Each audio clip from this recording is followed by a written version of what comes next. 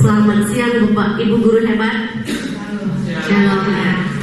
Terima kasih ya hari ini mau meluangkan waktunya untuk mendukung kami, untuk membagikan hal-hal mungkin yang akan kita sampaikan di sini, kita belajar bersama ya. Terima kasih juga untuk Sir Henry selaku Bapak Sekolah yang selalu mendukung kami sebagai calon guru penggerak, teman-teman sekalian juga. Oke,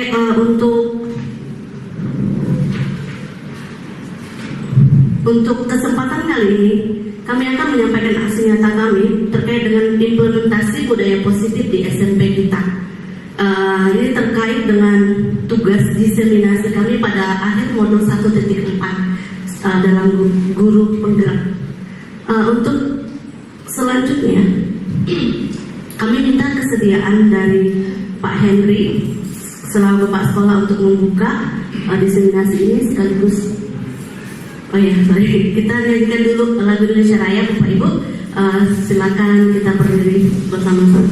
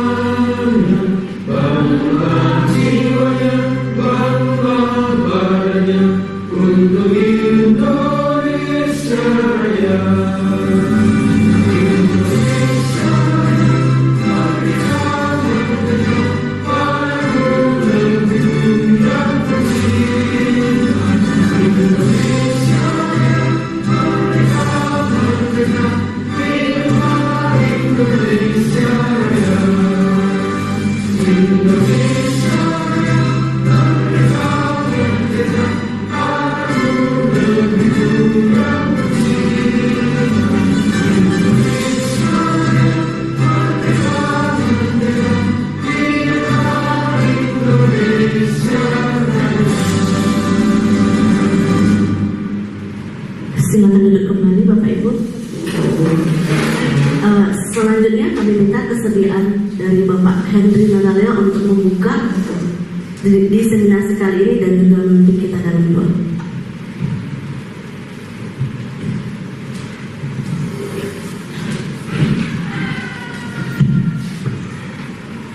Baik, selamat siang Bapak Ibu sekalian. Yang saya hormati calon guru penggerak angkatan 9 pada siang hari ini Bapak Chandra Sekar Malindo, kemudian Ibu Laurensiana Maria Reni dan Bapak Donatus Rae yang telah memfasilitasi untuk kegiatan di siang hari ini untuk menyampaikan diseminasi budaya positif yang ada di lingkungan sekolah kita, yaitu di SMP Kristen Immanuel. Kita patut bersyukur bahwa ketika rekan kita pada siang hari ini, mereka akan sharing bersama, menyampaikan hal-hal terkait dengan tugas mereka sebagai calon guru penggerak di angkatan 10. Dan ini mereka sampaikan kepada kita untuk diketahui dan kita boleh bersama-sama mendukung untuk diseminasi budaya positif yang ada di SMP Kristen Immanuel. Tentulah budaya positif ini sesuatu yang berenergi positif buat kita semua, ya. Artinya dalam banyak aspek, dalam disiplin, kemudian masalah nilai-nilai kebaikan atau nilai-nilai kebajikan, kemudian juga ada hal-hal yang terkait ketika siswa-siswi melakukan pelanggaran atau kesalahan. Jadi bagaimana menyikapi dengan bentuk-bentuk hukuman atau bentuk-bentuk punishment buat mereka, sanksi buat mereka. Tentulah sanksi-sanksi yang diberikan ini sesuatu yang bisa membuat memotivasi anak-anak kita bisa menjadi lebih baik, ya, namanya juga budaya positif. Dan kita berharap ketika kita mendengar budaya positif, tentulah nilai-nilai positif yang akan disampaikan oleh ketiga rekan kita, ya. Nanti kita bersama-sama lagi lebih detail, rinci apa yang akan disampaikan mengenai budaya positif yang akan dipaparkan oleh mereka. Jadi terima kasih buat Bapak Ibu yang telah menghadiri undangan diseminasi pada siang hari ini. Di tengah-tengah kesibukan Bapak Ibu mengajar, tapi Bapak Ibu bisa meluangkan waktu ya, untuk mendengarkan informasi yang akan disampaikan oleh ketiga rekan kita. Dan kita berharap bahwa informasi yang disampaikan ini boleh bermanfaat buat kita, ya, untuk mendukung kenyamanan anak-anak bersekolah di SMP Kristen Immanuel. Tentulah itu harapan kita, anak-anak datang ke sekolah dengan wajah yang gembira, senang. Ketika mereka bertemu dengan teman-teman mereka memiliki teman-teman yang baik, bertemu dengan Bapak Ibu guru sekalian juga yang penuh semangat, yang memberikan mereka motivasi sehingga mereka termotivasi untuk belajar dan memperoleh hal yang baik di SMP Kristen Immanuel. Itu saja yang perlu disampaikan pada kesempatan siang hari ini. Jadi dengan mengucapkan puji syukur kepada Tuhan kita Yesus Kristus atas nama Allah Bapa, Putra dan Roh Kudus, kegiatan diseminasi budaya positif pada hari ini, hari Kamis tanggal 26, betul ya, 26 Oktober tahun 2023 secara resmi dibuka.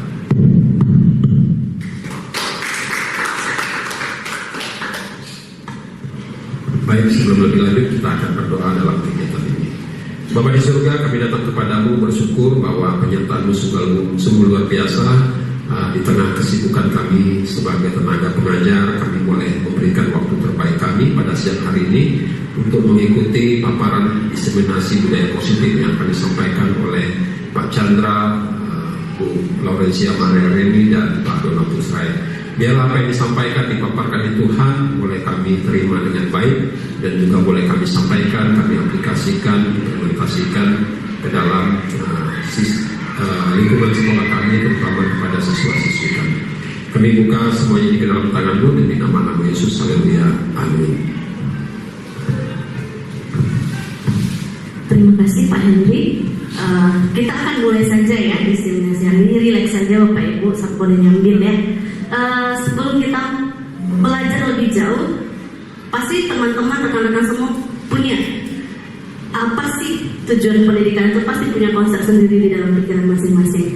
Nah di sini ada satu tujuan pendidikan menurut Ki Hajar Dewantara yang menjadi pondasi di dalam pendidikan guru penggerak ini sendiri, yaitu untuk menuntut segala kodrat yang ada pada anak-anak agar mereka dapat mencapai keselamatan dan kebahagiaan yang setinggi-tingginya baik sebagai manusia maupun sebagai anggota masyarakat. Nah, tugas kita di sini sebagai tenaga pendidik maupun ya yang staff atau apa ya, tugas kita adalah menuntun anak-anak. Kita nggak bisa mengubah mereka melawan kodratnya, tapi kita bisa menuntun, mengarahkan mereka ke hal-hal yang baik.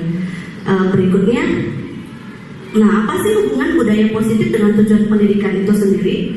Budaya positif itu adalah perwujudan dari nilai-nilai atau keyakinan universal yang diterapkan di sekolah. Jadi penerapan budaya positif ini merupakan perwujudan dari visi guru yang mengandung nilai-nilai kebajikan yang sesuai dengan tujuan pendidikan. Jadi ada hubungannya Bapak Ibu dengan budaya positif dengan tujuan pendidikan itu. Nah, untuk konsep utama budaya positif ini ada 7. Yang pertama ada perubahan paradigma belajar, kedua disiplin positif dan nilai-nilai kebajikan universal, kemudian teori motivasi, hukuman, dan restitusi, kemudian keyakinan kelas, kebutuhan dasar manusia dan dunia berkualitas, kemudian 5 posisi kontrol dan segitiga restitusi. Nanti kami, saya, Pak Donatus dan Pak Chandra akan memaparkan sedikit terkait dengan konsep utama budaya positif ini. Untuk yang pertama akan dipaparkan oleh Pak Donatus. Silakan Pak.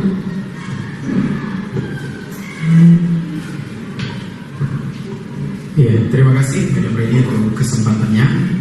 Bapak Ibu, tujuan di sini bukan untuk menggurui ya, sama seperti yang Madam Reni tadi sampaikan.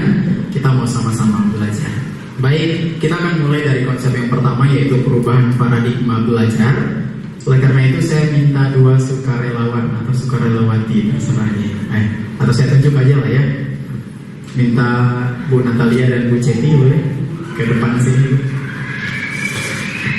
Bu Natalia dan Bu Ceti. Nah, kita akan mulai dengan yang namanya teori kontrol, Bapak Ibu. Jadi saya minta salah seorang menggenggam tangannya erat-erat. Salah seorang aja. Mau Bu Ceti atau Bu Nata? Bebas deh. Ya, dan Bu Nata aja ya. Bu Nata menggenggam tangannya erat-erat. Bayangkan bahwa Bu Nata itu memiliki sesuatu yang sangat berharga, dan Bu Nata menggenggamnya erat-erat di dalam kepalan tangannya sehingga tidak mau melepaskannya. Sedangkan Bu Ceti adalah orang yang akan berusaha membuka kepalan tangan Bu Natalia dengan berbagai macam cara.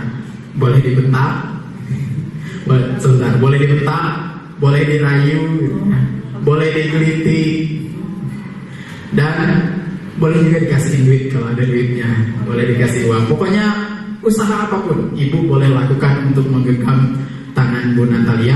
Kemudian Bu Natalia akan berusaha mempertahankan itu sekuat tenaga. Oke, bisa kita mulai ya, dipahami ya. Nanti terserah Bu Nata membuka atau enggak. Ya, kita hitung. Saya kasih waktu sekitar 30 detik aja lah ya, selama-lama. Ya, pokoknya Bu Ceti akan berusaha sekuat tenaga, Bu Nata juga berusaha sekuat tenaga. Silakan. Kita mulai 30 detik. Silakan Bu. Nanti aku kecil lah yang motor itu nggak ada.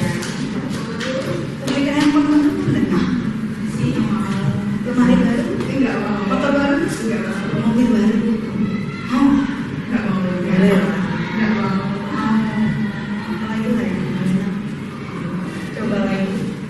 Kita ke spa aja deh. Spa mau. Saya tuh capek dari spa tangannya.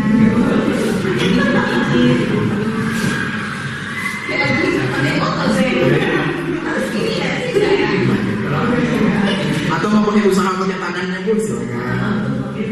Disentuh-sentuh kayak orang bukan murid, jangan. Pokok berusaha deh Bu. Diancam pun boleh. Ya lah ya, aku kayak Digelitik pun boleh.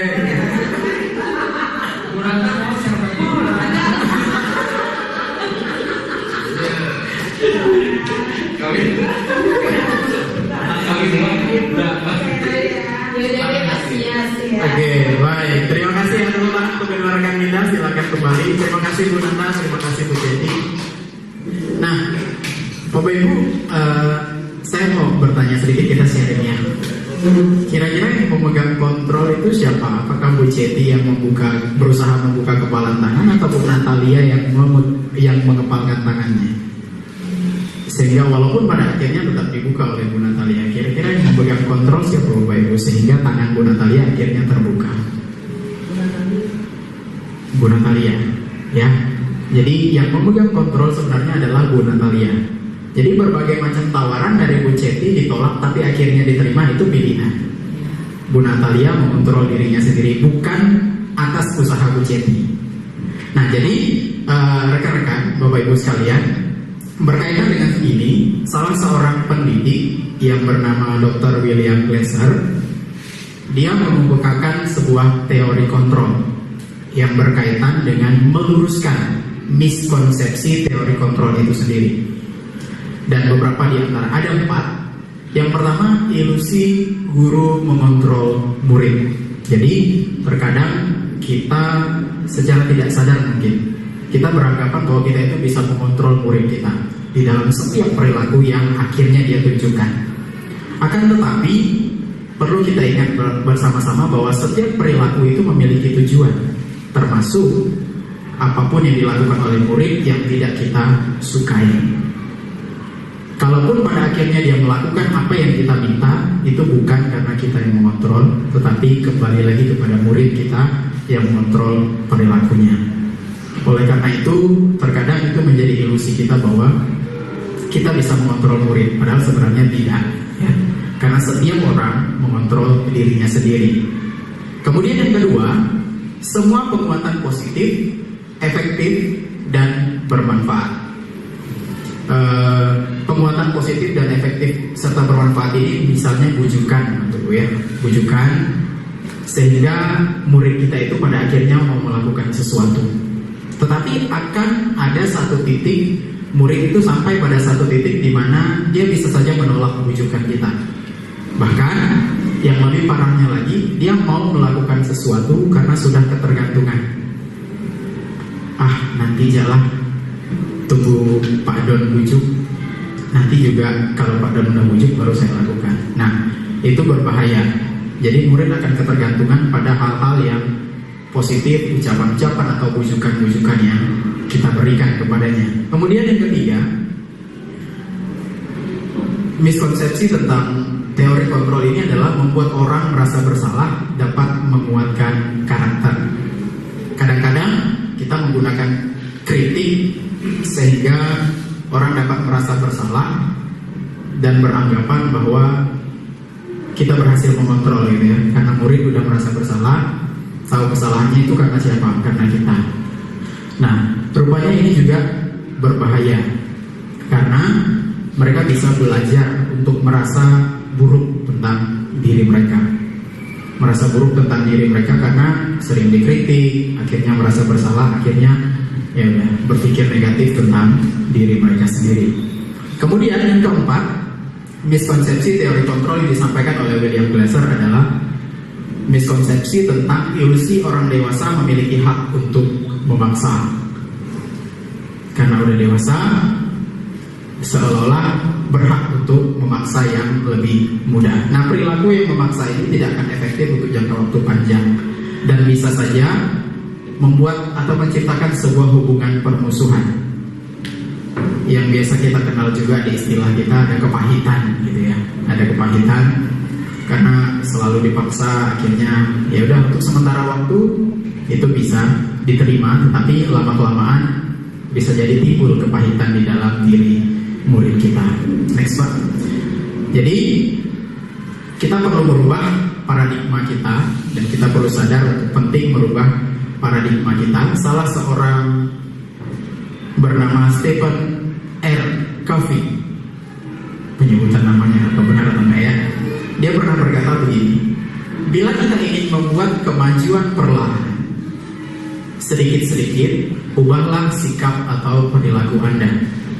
Namun, bila kita ingin memperbaiki cara-cara utama kita, maka kita perlu mengubah kerangka acuan kita. Ubahlah bagaimana Anda melihat dunia, bagaimana Anda berpikir tentang manusia. Ubahlah paradigma Anda, skema pemahaman, dan penjelasan aspek-aspek tertentu tentang realitas. Jadi, dalam hal ini, merujuk kepada sebuah disiplin yang positif. Karena disiplin positif itu pada dasarnya itu berkaitan dengan motivasi intrinsik yang ada di dalam diri kita, bukan ekstrinsik yang berasal dari luar. Motivasi Bu Nata untuk membuka tangannya tadi adalah keinginan di dalam dirinya sendiri, bukan atas paksaan atau permintaan dari Bu Ceti. Artinya, seseorang yang memiliki disiplin diri berarti mereka bisa bertanggung jawab terhadap apa yang dilakukannya karena mereka mendasarkan tindakan mereka pada nilai-nilai kebajikan universal yang benar-benar ada di dalam diri mereka sendiri.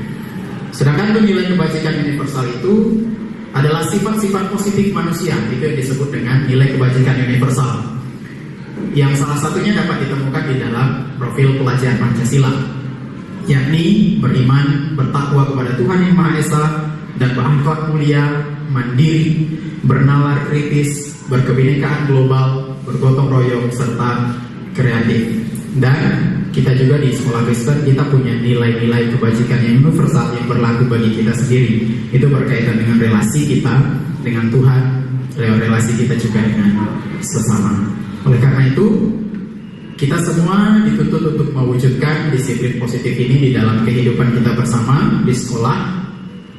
Sebagai warga sekolah, dalam rangka menciptakan lingkungan yang positif, maka setiap warga sekolah dan pemangku kepentingan perlu saling mendukung, saling menghayati dan menerapkan nilai-nilai kebajikan yang telah disepakati bersama. Karena pada dasarnya pendidikan ini punya tujuan yang mulia, seperti yang tadi sudah disampaikan oleh Madam Reni di awal.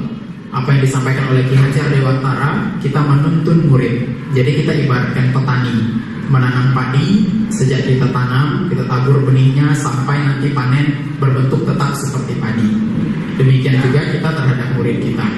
Tujuannya adalah agar terbentuk murid-murid yang berkarakter, berdisiplin, santun, jujur, peduli, bertanggung jawab, dan merupakan pembelajar sepanjang hayat sesuai dengan standar kompetensi lulusan yang diharapkan. Baik, selanjutnya bagaimana menerapkannya secara praktis di dalam kehidupan belajar. Kita akan masuk kepada teori motivasi yang akan disampaikan oleh Madam Reni. Silakan. Terima kasih Pak Donatus. Baik, singkat saja ya. Teori motivasi ini ada tiga ya. Ada tiga motivasi perilaku manusia itu menurut Diana Gosen. Jadi orang melakukan sesuatu itu, yang pertama untuk menghindari ketidaknyamanan. Oke, untuk menghindari ketidaknyamanan atau hukuman. Jadi saya bilang kalau saya tidak kerja PR nanti saya akan mendapat hukuman dari Madam Reni misalkan. Jadi dia melakukan sesuatu karena terpaksa ya. Yang kedua, dia melakukan sesuatu untuk mendapatkan imbalan atau penghargaan dari orang lain. Itu motivasi manusia ya, termasuk anak didik kita. Kalau saya bantu nanti Pak Donatus mungkin saya dapat nilai plus. Bantu bisa jadi ya. Nah yang ketiga, menjadi orang yang mereka inginkan dan menghargai diri sendiri dengan nilai-nilai yang mereka percaya. Nah inilah yang ingin kita dapatkan untuk anak-anak murid kita. Jadi tugas kita sebagai pendidik, kita harus menanamkan motivasi yang ketiga tadi ya, bahwa kita ingin mereka itu menghargai diri sendiri dengan nilai-nilai yang mereka percaya melalui penerapan disiplin positif. Ketika murid-murid kita memiliki motivasi tersebut, mereka telah memiliki motivasi yang ada di dalam diri sendiri yang berdampak jangka panjang. Motivasi yang tidak akan terpengaruh pada adanya hukuman ataupun penghargaan. Jadi mereka melakukan sesuatu itu atas dasar keinginan dari dalam diri mereka sendiri. Next. Nah yang kedua adalah teori hukuman dan konsekuensi. Pasti ya, kalau kita menjalankan atau di sekolah kita atau dimanapun, pasti ada peraturan. Dan ketika kita melanggar, pasti pelanggarnya ini akan diberikan hukuman maupun dan akan mendapatkan konsekuensi, begitu ya. Lalu bagaimana? Next part.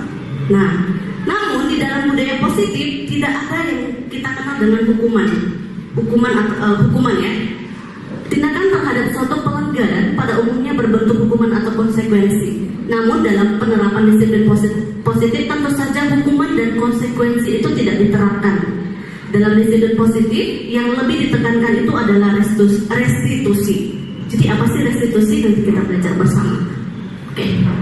Nah, jadi restitusi ini adalah proses menciptakan kondisi bagi murid untuk memperbaiki kesalahan mereka sehingga mereka bisa kembali pada kelompok mereka dengan karakter yang lebih kuat tanpa harus adanya paksaan, rasa terancam gitu ya, rasa cari aman gitu. Itu menurut Gosen.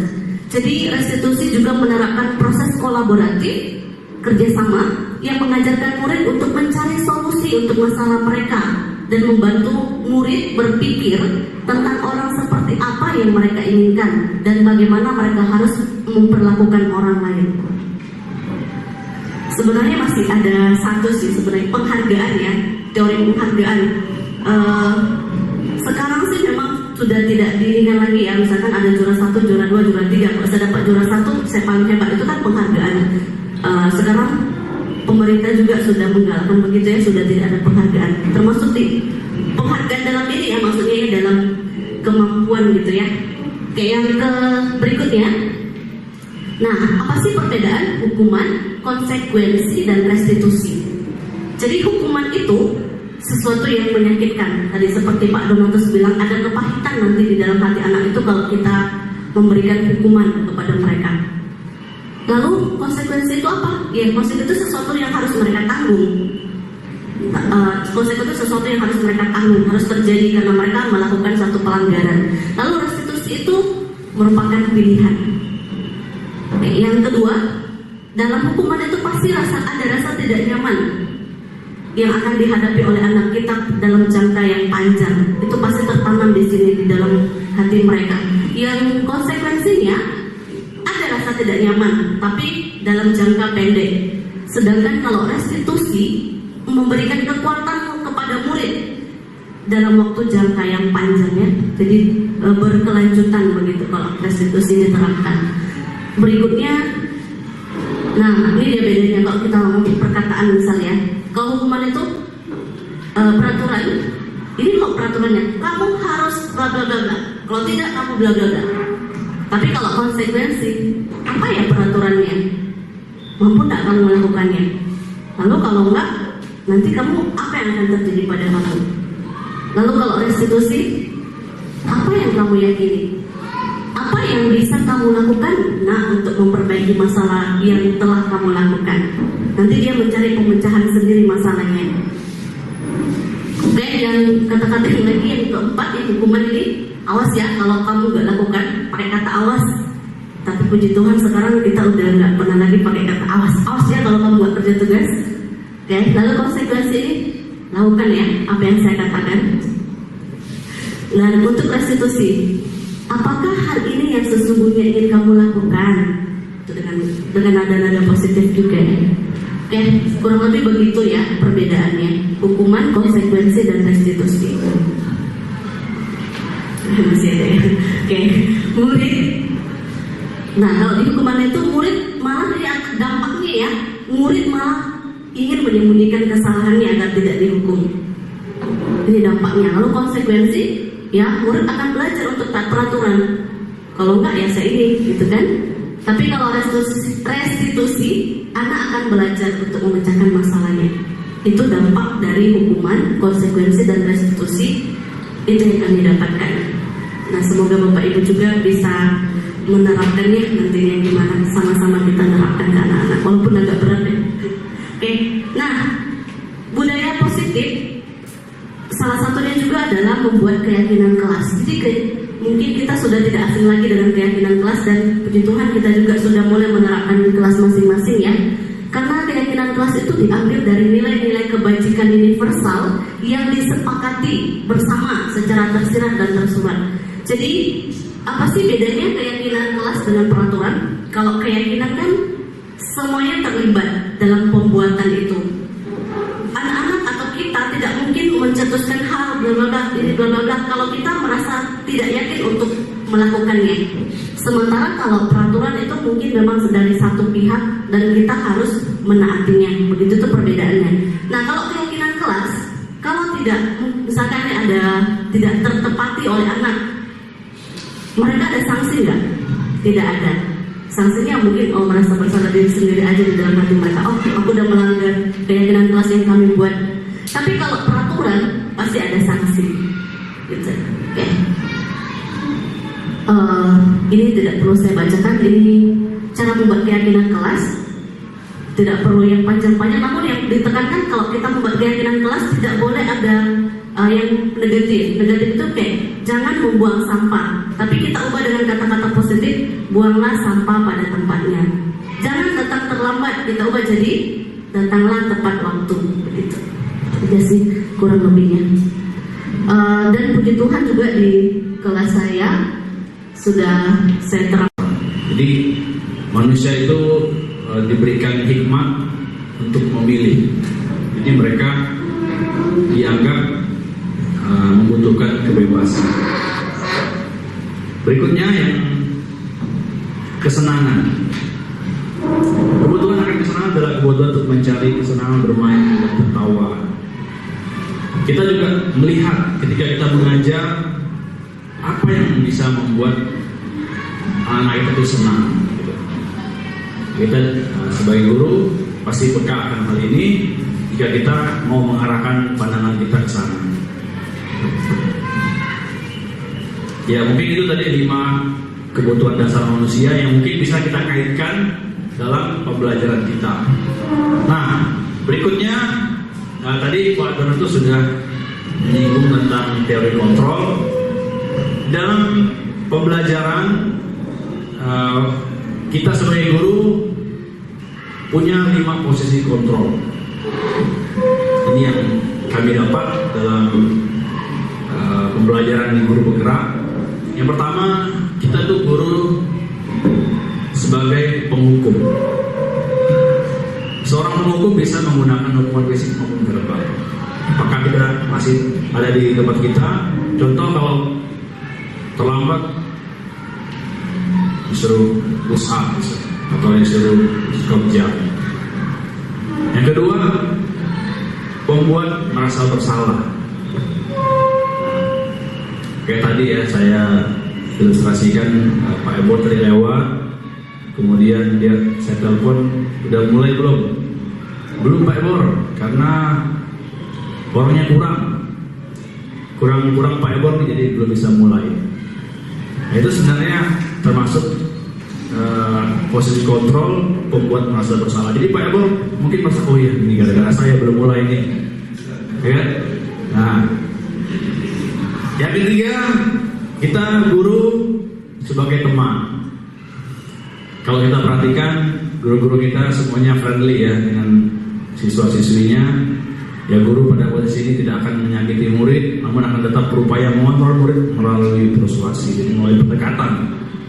Jadi kalau kita dekat tuh kita enak janganlah kayak gitu.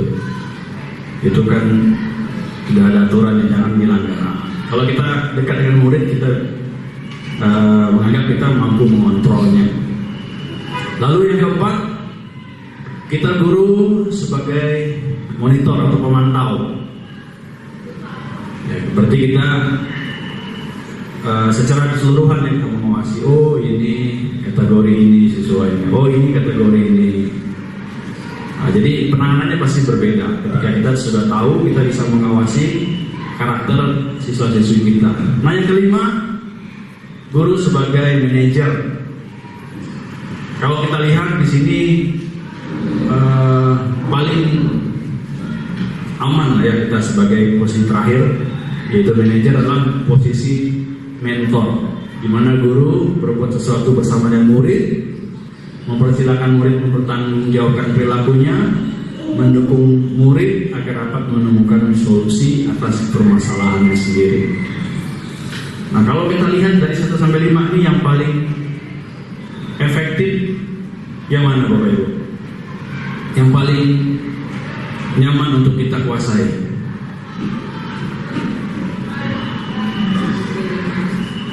Yakin? Iya. Sebenarnya keinginan kita pribadi, kita pengen di posisi yang kelima. Tapi kadang-kadang adalah tugas banyak nih, kita di posisi 4 aja lah. Atau enggak, kita di posisi 3 aja, aman tengah-tengah gitu. Sebenarnya kalau kita amati yang paling efektif itu adalah posisi kontrol yang kelima. Cuman ini memang kita harus perjuangkan, pasti bisa. Karena kita di sini kalau kita lihat kita belajar untuk mengetahui apa sih yang murid butuhkan dalam pembelajaran, sehingga kita memberikan mereka kesempatan untuk bertanggung jawab dengan perilakunya. Artinya kita berikan dia kebebasan untuk menjawab apa yang kita berikan pertanyaan kepada mereka dengan gaya mereka. Dan tadi dengan pertanggungjawaban. Lalu kita mendukung secara penuh apa yang mereka lakukan, sehingga kita temukan solusi atas permasalahannya sendiri. Kita bisa mengevaluasi, kita bisa tahu mereka lebih dalam. Ya mungkin itu 5 posisi kontrol. Lanjut. Nah, tadi juga sedikit Madam Brady menyinggung tentang restitusi. Nah, saya langsung ke aplikasinya ya. Jadi segitiga restitusi itu adalah lebih ke bagaimana cara menangani siswa yang mungkin punya masalah atau problem dengan guru. Jadi kita di guru penggerak itu diberikan semacam cara yang diberi nama segitiga restitusi. Jadi segitiga restitusi ini ada 3 tahapan. Ya kita tidak perlu lagi, misalnya murid salah kita langsung, kalau zaman dulu mungkin langsung ditampar atau diberikan hukuman fisik atau dicemooh atau dimaki-maki. Sekarang ada cara yang lebih elegan ya, mungkin cara yang lebih mudah diterima oleh murid tidak merasa sakit hati, kita langsung panggil secara personal. Jadi tahapan pertama itu menstabilkan identitas. Itu maksudnya apa? Kita menggali kembali. Kita tanya baik-baik, apa sih yang sudah kamu lakukan tadi? Ya apa sih yang terjadi sebenarnya? Minta mereka ceritakan kembali. Jadi kita identifikasi masalahnya. Oh ternyata ini. Setelah itu kita masuk ke tahapan kedua, validasi tindakan yang salah. Menurut kamu yang kamu lakukan tadi benar apa salah? Buat mereka berpikir. Oh ternyata salah ya saya lakukan tadi. Oh ternyata saya melanggar aturan di pasal ini misalnya kalau di sekolah. Kira-kira benar nggak yang kamu lakukan tadi? Buat mereka berpikir lagi, oh salah. Nah yang ketiga, kita yakini mereka, kita berikan kesepakatan. Kira-kira yang benar seperti apa? Oh harusnya tadi, misalnya tadi saya kan punya contoh kasus ya, saya terlambat. Oh tadi saya terlambat Pak, mungkin kedepannya saya tidak akan terlambat lagi. Nah, itu keyakinan, termasuk keyakinan kelas ya, atau keyakinan yang telah disepakati. Karena mereka tentu salah, mereka langsung mengevaluasi diri. Nah, dengan begitu terjadilah yang namanya tadi segitiga restitusi. Nah ini ada ilustrasi dalam praktek saya ya, ketika melakukan segitiga restitusi. Langsung dicepatkan aja Pak.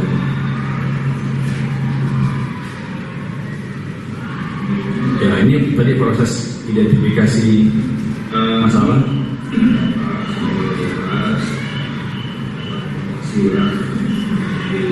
Nah ini ceritanya saya ada yang kurang jelas.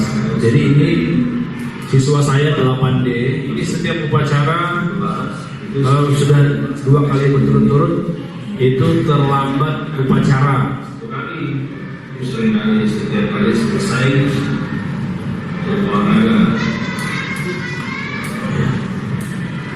Nampak Bu? Saya menjelaskan. Ya mungkin tidak cepatkan Pak Don. Jelaskan. Oke, ini proses kami diskusi tadi tentang identifikasi masalahnya. Ternyata didapati bahwa anak ini suka tidur anaknya. Jadi dia cerita, dia udah bangun, udah mandi, tapi tiba-tiba bisa tidur lagi. Nah ini kasus dia. Jadi orangnya mudah tidur gitu. Jadi kalau dia asal dia tempat dingin dia tidur pasti. Nah ini kisah dia nih. Karena di rumah dia cuma sama abangnya. Karena orang tuanya sudah bekerja di pagi hari. Lalu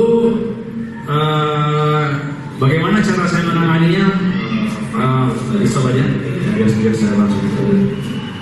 Jadi setelah saya identifikasi masalah tadi, saya langsung tanyakan apakah kalau kamu terlambat itu baik untuk dirimu, saya bilang. Dia menjawab tidak. Lalu saya tanya lagi, upacara itu sebenarnya apa sih? Saya bilang, penting nggak? Penting. Kenapa? Supaya disiplin Pak. Nah, tahu deh kan disiplin. Lalu apa lagi? Menanamkan nasionalis. Tahu pula dia jawabannya.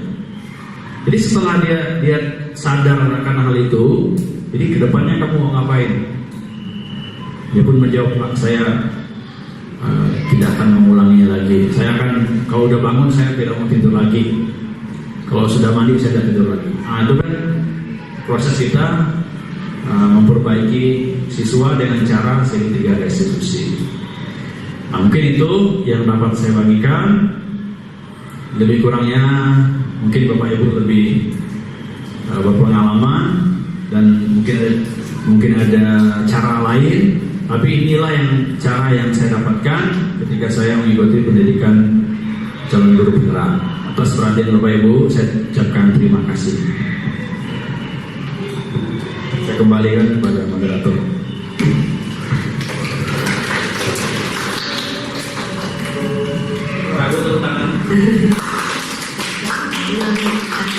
Oke, baik.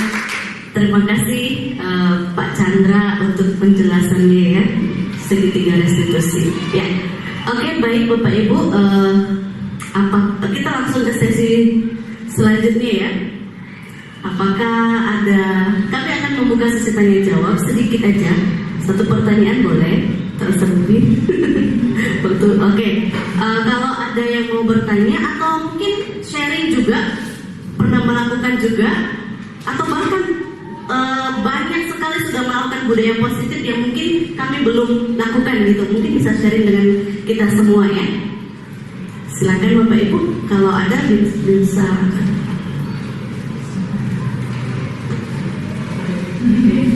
Baik. Selamat siang Bapak Ibu. Saya tertarik dengan yang tadi ya yang disampaikan oleh Bapak Ibu berkaitan kan, dan endingnya ke restitusi tadi ya, tentang menghilangkan hukuman, tentang bagaimana bukan guru sebagai kontrol tapi siswa gitu. Nah, saya berpikir kalau begitu, kalau misalnya kita masuk ke kelas dan membuat keyakinan tanpa sanksi, kira-kira berarti proses mereka itu berarti dengan dirinya sendiri berarti ya, tidak karena ada tekanan dari Pak Ibu, begitu ya maksudnya ya. Jadi saya berpikir berarti siswa belajar tanpa rasa takut akan dihukum, tapi mereka belajar menemukan tujuan dan tanggung jawabnya sendiri. Kira-kira ada solusi nggak?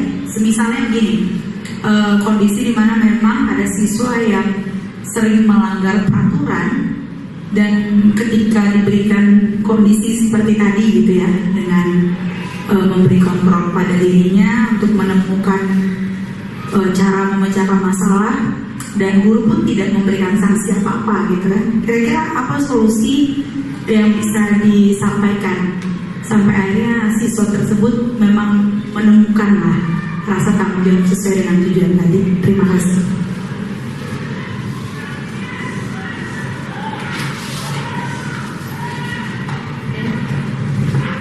Terima kasih Bu Ceti untuk pertanyaannya. Ada yang bertanya? Oke, baik. Terima kasih Bu Ceti. Mungkin konsepnya bukan begitu Bu ya. Maksudnya dia bukan kita tidak beri sanksi. Kita kan mengajak siswa untuk membuat keyakinan kelas itu sebenarnya adalah suatu aturan. Ya, aturan di mana kesepakatan kelas ini kita patuhi. Kalau dibilang sanksi tadi, kita pemberian sanksi kita tidak dalam bentuk fisik lagi, tidak dalam bentuk verbal lagi. Tapi ya kita lihat kenapa sih dia kok udah disepakati masih dilanggar gitu. Itulah tadi. Maka kita menemukan segitiga restitusi tadi. Mungkin kita selesaikan aja dulu pembelajaran kita, Bu. Habis itu nanti kita panggil anak itu, kenapa? Ini kan udah sepakati, kok kamu malah melanggarnya gitu. Apa motivasinya kan gitu? Kita gali. Mungkin nanti ditemukan, oh rupanya ini, berarti kamu keliru. Kembali lagi dong ke ini kita, kesepakatan kita. Mungkin itu. Jadi bukan tidak boleh dihukum, enggak.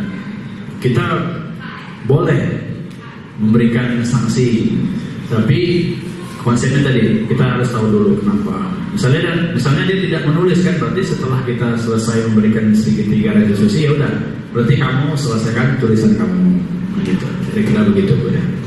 Terima kasih.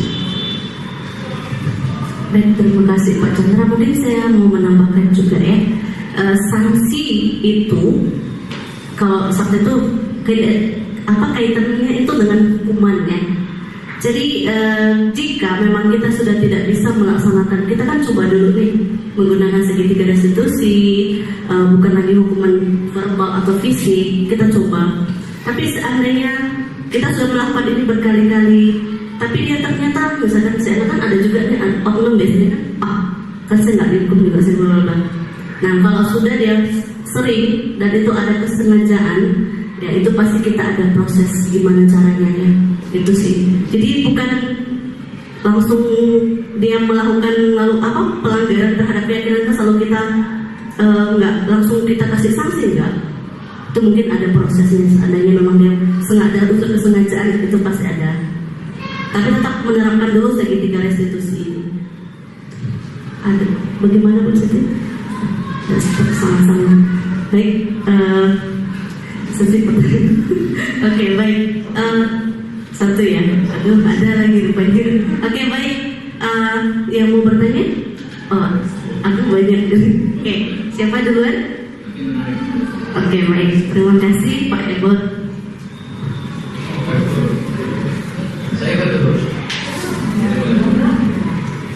Oke, baik. Terima kasih atas waktunya. Bapak Ibu, jadi saya memahami begini. Jadi kita di sebuah struktur siswa, pola pendidikan, guru, tentunya ada tujuan. Siswa itu mempunyai keragaman karakter dan banyak faktor yang mempengaruhi gaya ya. Karena di situ banyak guru yang mengajar. Sedangkan kita mau mencapai sebuah tujuan, ini sebuah kendala juga. Artinya untuk sebuah motivasi, faktor-faktor ini harus sama. Jadi kita tidak bisa melihat satu guru harus mempunyai gaya ini, tetapi sebuah sistem itu harus berjalan. Tidak bisa dilakukan oleh satu guru. Karena kita tahu bahwa 30 siswa yang ada dalam satu kelas ini diajar oleh banyak orang. Tentunya gaya masing-masing berbeda loh. Pasti itu akan saling mempengaruhi. Ada satu guru yang bergaya lembut, ya. Ada guru yang mempunyai karakter mudah memaafkan. Ada guru yang tegas, ya kan? Sehingga di situ siswa akan mudah mempengaruhi. Artinya motivasi itu harus sebuah satu kesatuan, ya, sebuah satu kesatuan yang harus dilakukan oleh orang yang ada di dalam lembaga itu, karena tujuannya satu. Nah, kalau misalnya tadi kita lihat sebuah motivasi itu banyak hal, kita tidak bisa mengatakan bahwa nomor 3-nya yang bagus. Tetapi 1, 2, 3 itu adalah satu kesatuan yang kita lihat sesuai dengan konteksnya. Artinya untuk melihat sebuah motivasi, tentunya semua unsur itu harus terintegrasi. Nah, ada guru yang begini, jadi sehingga tujuan yang akhir yang akan kita dapatkan itu dapat satu tujuan. Bisa berkarakter tadi ya.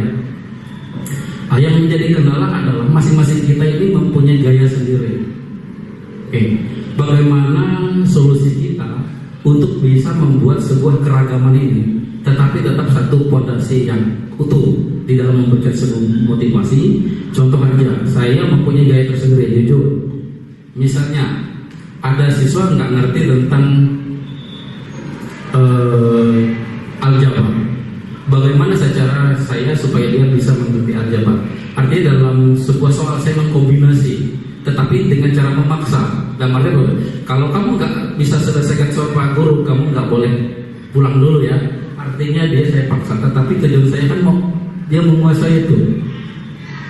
Ya, itu ada seringkali ada saya lakukan apabila dalam kondisi-kondisi wah ini ekstrim nih. Jujur ya, saya kalau kondisi siswa ekstrim saya bisa lakukan sesuatu yang keras. Dalam artian tidak menghukum, tetapi saya kasih tantangan. Apakah ini termasuk hukuman verbal atau hukuman apa gitu ya? Apakah ini menyalahi? Karena apa? Karena masing-masing guru punya karakter untuk mencapai tujuan. Tujuan saya adalah siswa memahami materi ini. Karena kita guru juga dituntut untuk siswa memahami materi kita kan, itu matematika.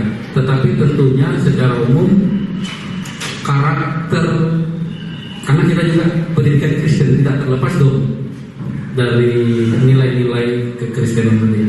Artinya bagaimana upaya kita sebaiknya untuk menyatukan sebuah motivasi supaya menjadi satu kesatuan yang utuh, tidak mempunyai gaya-gaya tersendiri. Pak Chandra punya gaya sendiri, Pak Ebor punya gaya sendiri, ya, Bu Natalia punya gaya sendiri, Bu Ceti orang yang lemah lembut, gitu. Bu Rose lain, Pak Budi lain, sehingga mengakibatkan anak bisa membanding-bandingkan. Tetapi ada satu pola. Oke, baik, terima kasih untuk pertanyaan dari Pak Ebor dan sudah ditanggapi oleh Pak Chandra. Semoga kita bisa menyatukan persepsi kita, menyatukan, mungkin menyampingkan apa yang ada di dalam diri kita. Ayo kita sama-sama dulu, ya coba dulu. Gitu. Oke, baik, ada pertanyaan terakhir dari bola satu. Terakhir ya. Nanti kalau nggak terakhir, lama kita pulangnya. Terima kasih. Ini pemaparannya menurut saya bagus. Saya jadi lebih ngerti. Tidak terlalu banyak aplikatif. Terima kasih untuk Pak Dor, Pak Chandra, Miss Leni. Nah, ini juga saya tertarik ya ketika Bu Ceti bertanya, Pak Ebor menjabarkan. Jadi saya bingung nih, saya mau tanya atau jadi tanya memang kita ketika di pembelajaran itu namanya penguatan atau reinforcement gitu ya. Itu artinya memberi hukuman dan juga reward. Nah, ini juga saya masih lakukan. Tapi saya jadi berpikir tadi dengan Pak Chandra, tanya dulu gitu ya. Berarti kan ada restitusi itu, apakah ini sama sebenarnya? Jadi reinforcement itu kan penguatan itu kan untuk meningkatkan kualitas pembelajaran kita. Caranya memberi hukuman dan juga memberi reward gitu. Nah sekarang katanya nggak boleh memberi hukuman dan reward, gitulah ceritanya nih. Kalau kita belajar di Merdeka Belajar ya, saya kurang setuju dengan pernyataan itu ya. Menurut Bapak Ibu yang di depan, apakah penguatan, kita setuju nggak Bapak Ibu kita masih memberikan punishment dan juga reward? Masih ada nggak? Nah, apakah punishment itu setelah kita melakukan restitusi atau sebelum kita melakukan restitusi? Kan kalau tadi Pak Chandra jabarkan nih, panggil dulu, itu berarti pendekatan restitusi kan dari segitiga restitusinya. Kita tanya, kita ini, apakah kayak tadi berkali-kali, apakah kita tidak bisa menghukum? Gitu kan, jadi Pak Chandra bilang bisa Bu Ceti. Berarti saya jadi bertanya nih, apakah penguatan itu ada dua tadi ya, itu dilakukan setelah restitusi atau kita setelah sebelum restitusi? Karena Pak Ebor bilang setiap gaya guru itu kan ada yang langsung to the point, ada yang ini gitu ya. Jadi saya tidak membuka juga, oh iya ya, saya pernah melakukan setelah restitusi baru saya kasih punishment-nya. Efeknya agak bagus. Tapi ya namanya ya betul ya, kadang-kadang kan kalau udah kamu ya gitu, belum tak jalankan apa-apa udah ngomel tuh. Malah saya mikir, iya ya, jadi hilang bola budaknya. mau gitu kan, kalau kita membuat kesepakatan kelas itu kan berarti harapan guru ke murid, harapan muridnya ke guru, dan harapan muridnya ke proses pembelajaran gitu ya. Saya secara pribadi belum bisa membuat kesepakatan atau keyakinan kelas, karena juga kita masing-masing kan beda-beda pemikirannya. Nanti saya hukum ini, gurunya yang lain. Jadi kalau yang sudah membuat hubungan kelas bagus ya, mungkin kita di-sharing-sharingkan apa yang sudah dilakukan. Kan selama ini pokoknya anak buat dulu apa-apa, habis itu kita tulisin aja. Karena saya ada satu kelas, dia bilang, wah keyakinan kelas bagus ya, udah bu, ece-ece aja ya. Biar tadi marah gurunya aja. Nah ini kan kita nggak mau ya, artinya kan restitusi itu membuat budaya positif di sekolah kita gitu. Nah jadi saya memang, tadi saya setuju ya dengan Pak Chandra. Jadi kita restitusi dulu. Mau gaya kita gimana pun, kalau kita melakukan restitusi itu semuanya sama. Dan cari dulu validasi, habis itu yakinkan dia untuk nanti gimana. Nah, jadi pertanyaannya cuma itu, sebelum atau sesudah. Karena saya pernah melakukan dua-duanya. Efektif yang mana? Yang efektif saya restitusi dulu, baru saya punishment. Jawab sebenarnya. Baik, ya, terima kasih Bu Rose untuk pertanyaannya dan sharingnya. Saya boleh jawab atau boleh saja? Ya, yang pastinya sih memang yang paling efektif itu memang setelah restitusi. Jadi kita tidak langsung emosi kan, kalau tapi kita nggak tahu alasan anak itu melakukan hal itu. Jadi alangkah lebih baiknya kita melakukan restitusi, segitiga restitusi itu terlebih dahulu. Setelah kita temukan masalahnya di mana, kalau memang bisa kita bantu dengan memberikan penguatan dan dia juga akhirnya mengingat keyakinan kelas atau intinya kan ini memberikan penguatan ya. Nah begitu Bu. Jadi menurut kami setuju ya. Menurut kami setelah restitusi, kalau tidak bisa diselesaikan dengan restitusi tadi, barulah bisa dengan sanksi atau punishment. Ya benar. Punishmentnya ya jangan konsekuensi sih Bu. Konsekuensi bukan hukuman lagi. Ya. Nah, sekarang mungkin kita sedikit-sedikit boleh menghilangkan kata hukuman kali ya. Mungkin konsekuensi kalau bisa ya. Jadi ya setelah restitusi. Jadi nggak usah langsung telepon langsung. Kamu nih ngomong. Dan ngomong duluan ternyata dia ada alasan yang Pak Chandra. Begitu sih. Terima kasih. Mau ditambahkan? Mungkin saya tambahkannya gini. Yang tadi udah dijawab ya, yang pernyataan yang tadi dengan gaya yang banyak ya, dengan berbagai macam gaya guru ya. Perubahan paradigma itu kan dinamis ya, tapi kalau sekolah melaksanakan perubahan itu tidak dinamis, jadi butuh proses. Jadi kalau perubahan paradigma itu dinamis cepat, tapi kalau kita yang melaksanakan perubahan itu tidak bisa dinamis, memang butuh proses. Jadi menurut saya kalau Bu Rosa mengatakan itu susah karena perubahan kan, itu kan butuh proses. Itu tadi saya bilang dengan Pak Ebor, kita bisa tidak buka diri dulu gitu. Kalau kita bisa membuka diri dulu untuk pelan-pelan melaksanakannya, itu bisa jadi habit juga. Yang kita tadi belakang karena habit kita kayak gitu setiap harinya kan, jadi kita terbawa. Kita coba pakai habit yang baru, yang mungkin bisa saja kita nanti yang awalnya bisa belakang langsung bisa jadi lebih tenang gitu kan menghadapi situasi di sekolah yang mungkin biasanya mencekam kan, kita bisa tenang menghadapinya. Kira-kira gitu. Mungkin itu dari Pak Renat. Terima kasih.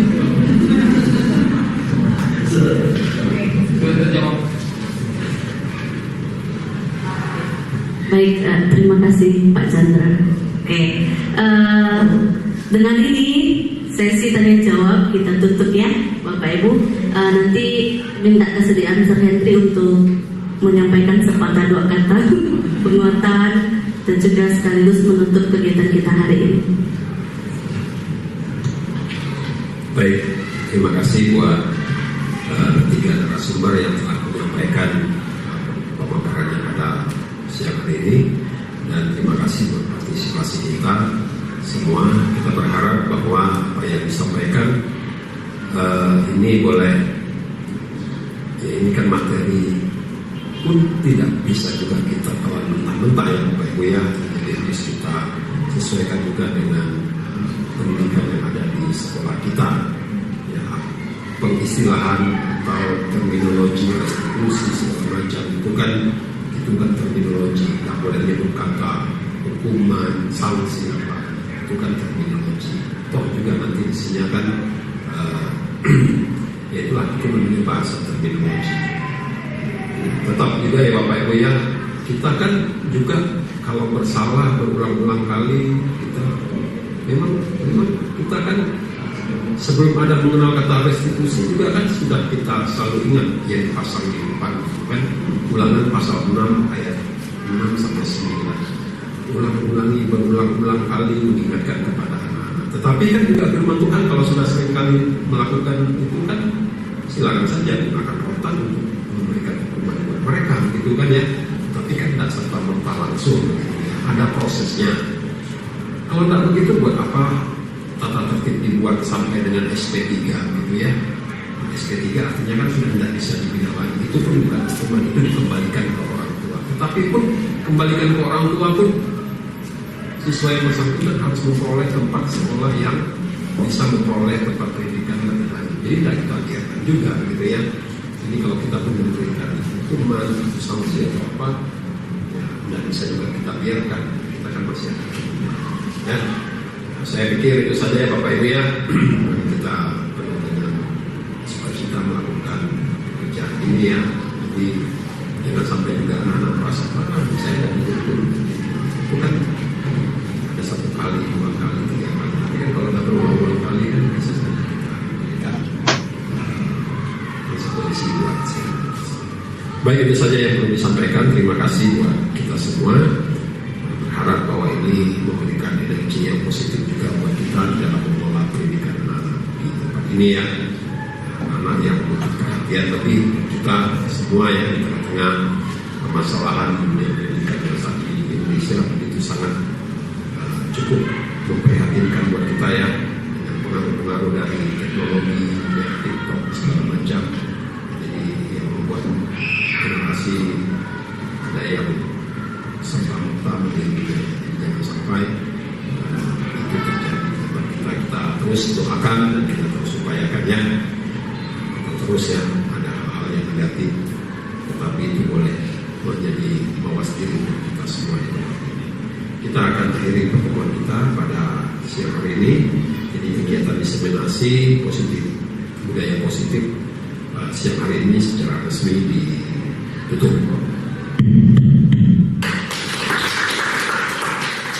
Kita berdoa. Bapa di surga, kami bersyukur kepadamu buat kasih anugerah penyertaan-Mu dalam kehidupan kami. Kami melihat kebaikan-Mu yang sungguh luar biasa Tuhan. Engkau telah boleh mempercayakan kepada kami 600 lebih siswa di tempat ini dengan bermacam karakter. Kami tidak bisa melakukannya tanpa hikmat yang dari Engkau saja Bapa. Kami perlu hikmat yang dari Engkau, perlu kekuatan yang dari Engkau di dalam kami mendidik anak-anak di tempat ini. Biarlah kami juga Tuhan tidak hanya mengajar, tapi kami juga boleh mendidik dan kami boleh mencontoh, mengagumi Engkau sebagai guru yang agung ya Bapa. Terpuji Bapa, kami akan menyelesaikan pekerjaan kami atau kembali ke tempat kami masing-masing sertai kami. Demi nama Yesus kami berdoa dan bersyukur. Haleluya. Amin.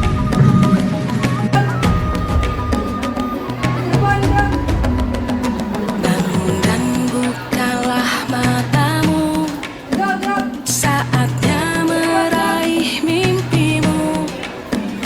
Arahkan pandangan ke depan, Tuhan kan menuntunmu.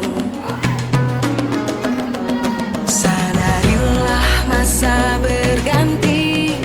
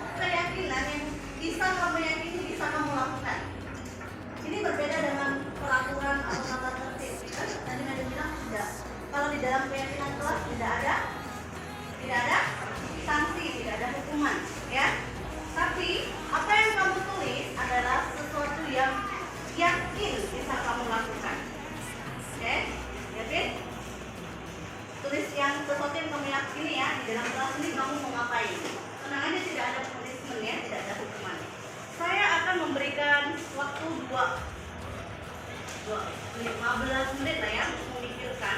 10 menit deh. 10 menit untuk diskusi dengan temannya. Berdua boleh, atau sendiri aja oke. Pikirkan sesuatu yang ingin kamu lakukan di dalam kelas yang yakini kamu bisa lakukan. Bisa? Bisa ya, kelas semuanya bisa ya? Oke, boleh kamu berdua silakan berdua dulu, kalau mau sendiri aja. Kita hitung sampai 3 sendiri itu boleh berdua boleh ya?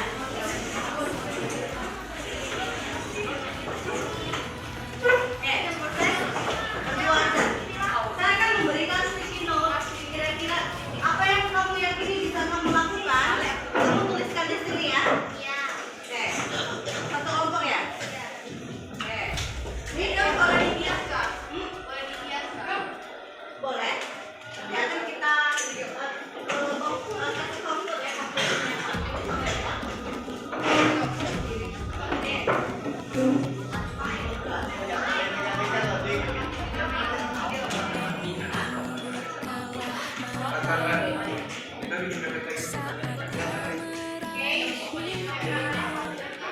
Dan ingat ya, dalam membuat keyakinan kelas tidak boleh ada kata dari. Nanti itu jangan tidak boleh ya.